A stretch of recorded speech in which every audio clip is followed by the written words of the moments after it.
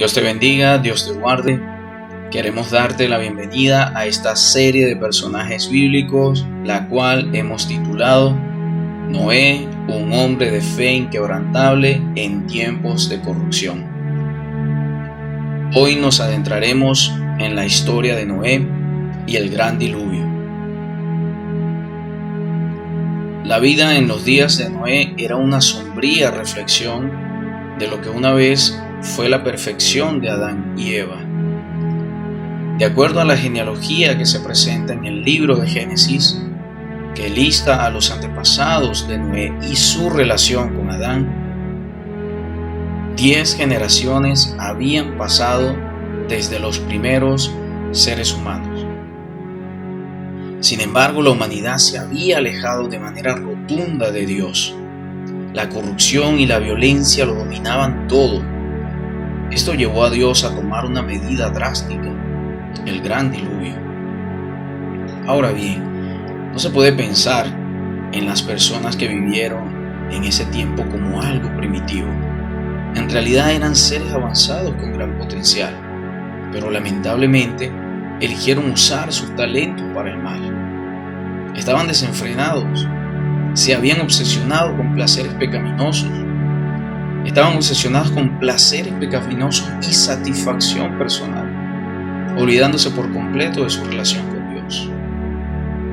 Entonces Dios miró la maldad en los hombres, miró que la maldad en los hombres era mucha en la tierra y que todo designio de los pensamientos del corazón de ellos era de continuo solamente el mal.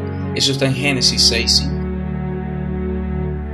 El diluvio fue una respuesta a la necesidad de purificación. Es decir, Dios ama a la humanidad, pero no puede tolerar el pecado. Dios es santo, por lo tanto, demanda que seamos santos en nuestra manera de vivir.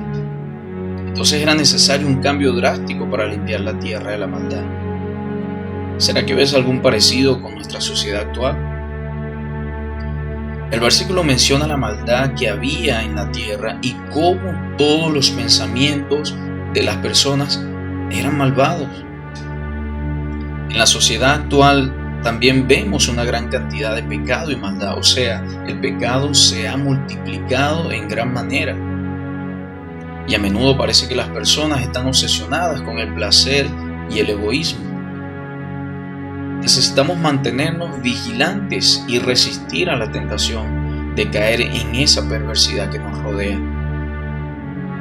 Al igual que en la época de Noé, Dios sigue observando y esperando una respuesta en obediencia de parte de aquellos que buscan su voluntad, de aquellos que buscan hacer su voluntad.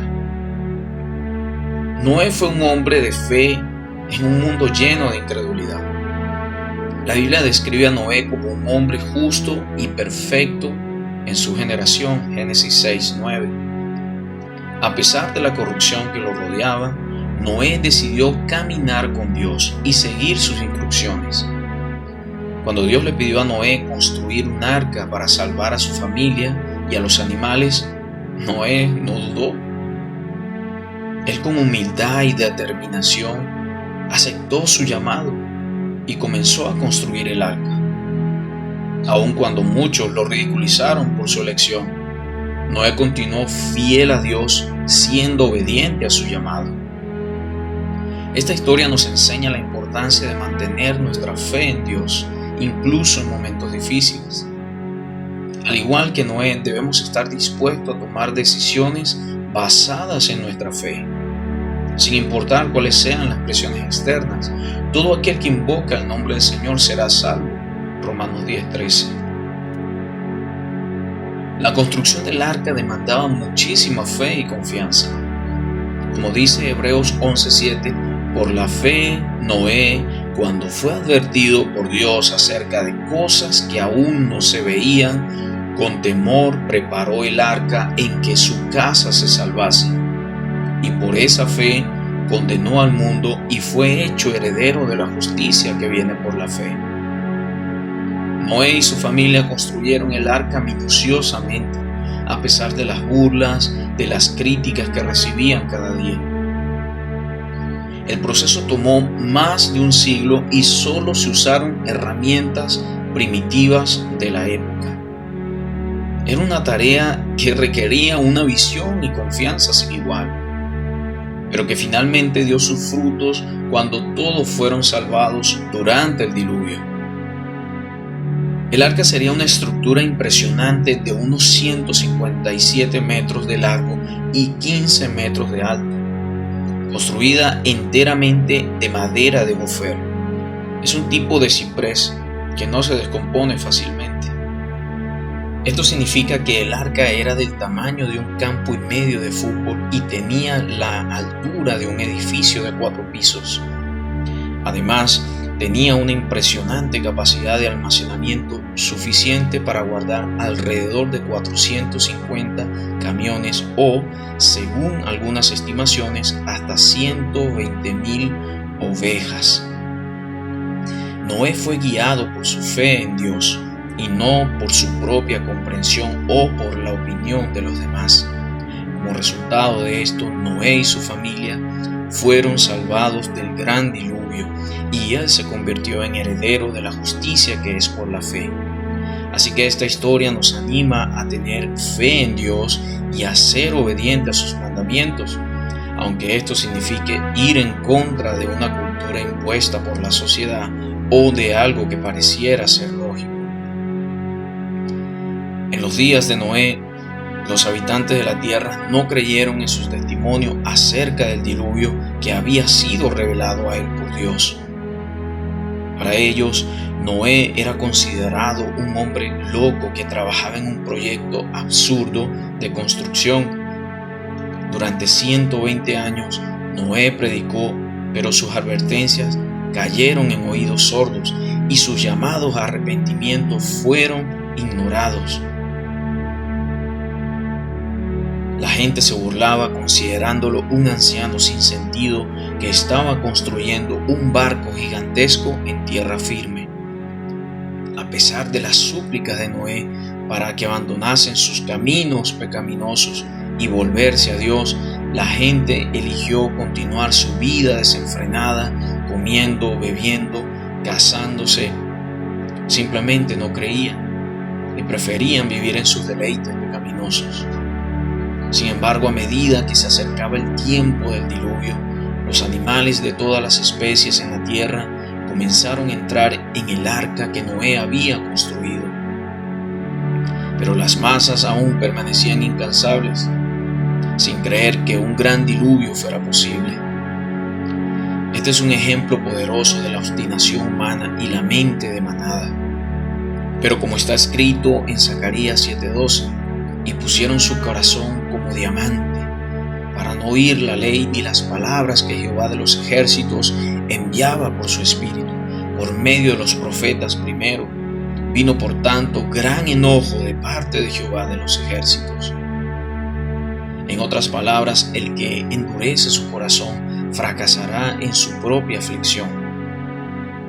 Y ciertamente así sucedió, porque mientras Noé y su familia fueron salvados en el arca, la gente sin fe pereció en el diluvio. Esto nos llama a reflexión. Debemos escuchar la palabra de Dios y obedecer sus mandamientos para evitar su ira y recibir su bendición eterna. Y así el diluvio vino a la tierra y fue cubierta por las aguas.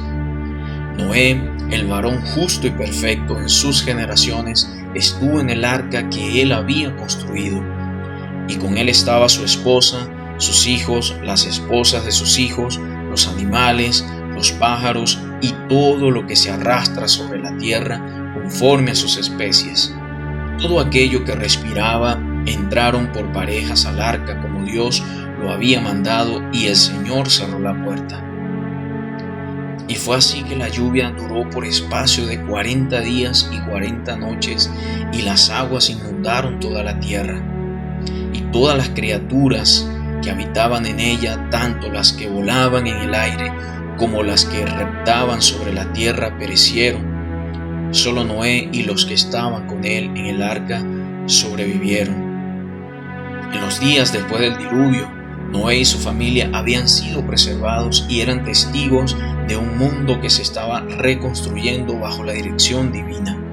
Y como muestra de su promesa de nunca más destruir la tierra con un diluvio, Dios puso en el cielo un hermoso arco iris. Este sería un símbolo eterno de la alianza entre Dios y la humanidad y un recordatorio visual de la fidelidad divina del Señor. El Señor habló a Noé diciéndole que cada vez que viera el arco iris debía recordar su promesa de protección y cuidado. Incluso Dios se comprometió a recordar este pacto, demostrando su fidelidad a su alianza con la humanidad. Así que el arco iris es un signo constante de la fidelidad de Dios y de su protección eterna. La vida de Noé es una advertencia acerca del juicio que se avecina por el pecado. El día del Señor llegará tal como fue profetizado en su poderosa palabra. Jesús hizo referencia a la historia de Noé como una prefiguración del regreso del Hijo del Hombre en el día del juicio final. Por tanto, debemos seguir el ejemplo de Noé y ser heraldos de justicia, siguiendo las palabras de Pablo que nos invitan a reconciliarnos con el Señor. Por tanto, somos embajadores de Cristo, como si Dios mismo os exhortara por medio de nosotros. Os rogamos en nombre de Cristo, reconciliaos con Dios. Como embajadores de Cristo en estos tiempos finales, debemos llevar el mensaje de reconciliación a los demás y animarlos a hacer lo mismo ante el próximo juicio de Dios.